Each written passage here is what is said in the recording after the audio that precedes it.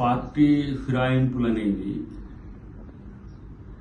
తెలంగాణలో కాదు యావత్ దేశంలోనే ఒక తంతుగా మారిన పరిస్థితుల్లో కేటీఆర్ మాట్లాడుతున్న తీరు చూస్తే వాళ్ళు చేసినప్పుడేమో అది న్యాయం, మరి ఆ పని కాంగ్రెస్ పార్టీ చేయలేదనే ఆలోచనతో మిత్రులు ఉండడం నాకు తెలియదు. కానీ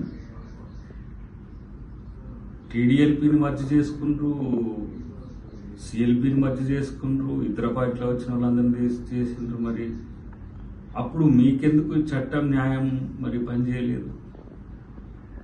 సో చట్టపరమైన న్యాయపరమైన అంశాల్లో కాంగ్రెస్ ప్రభుత్వం ఏదైనా ధీటుగా ఎదుర్కోగలదు, ఒక అంశం. రెండవది, వీళ్ళు మాట్లాడుతున్న తీరు పార్టీలు మారిన వాళ్ళ మీద వాళ్ళను ప్రజాక్షేత్రంలో ఓడగొడతాం, వాళ్ళకు బుద్ధి చెప్తామని చెప్పినప్పుడు వాళ్ళు మీకెందుకు సిగ్గు లేదు? మీరెందుకు దాన్ని ఆ రోజు ప్రోత్సహించిండ్రు? మీ వల్లనే కదా ఇప్పుడు తెలంగాణలో ఈ పరిస్థితులు వచ్చినాయి.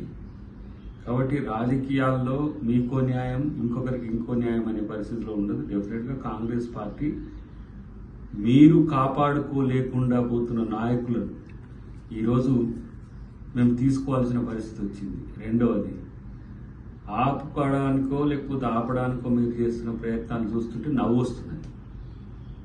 ఇప్పటికైనా రాజకీయాల్లో సరైన పద్ధతిని ఎంచుకోవడంలో బీఆర్ఎస్ ఫెయిల్ అవుతుందనేది నా యొక్క భావన. మరి ఆ రోజు మీకు ఏం తక్కువైందని కాంగ్రెస్ పార్టీ ఎమ్మెల్యేలను, టీడీపీ పార్టీ ఎమ్మెల్యేలను, ఇతర పార్టీల ఎమ్మెల్యేలను చేర్చుకున్నారు? అంటే మీకు ఆ రోజు మోడీ సపోర్ట్ ఉందినా, లేకపోతే బీజేపీ మొత్తంగా ఇట్లా చేయమని చెప్పి మీకేమైనా చెప్పిందా? 61 సీట్లు వచ్చినప్పుడు అదే పని, 88 సీట్లు వచ్చినప్పుడు కూడా అదే పని.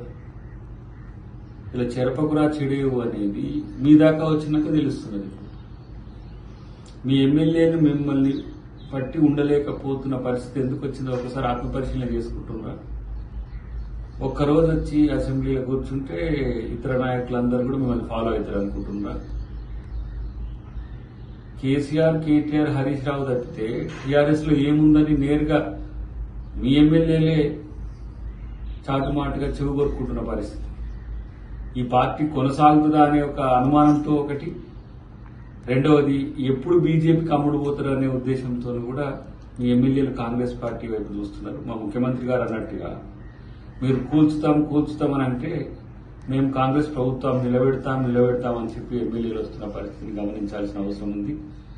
రాజ్యాంగబద్ధంగా, చట్టబద్ధంగా కాంగ్రెస్ పార్టీ ఎప్పుడు కూడా దేనికైనా కట్టుబడి ఉంటుంది.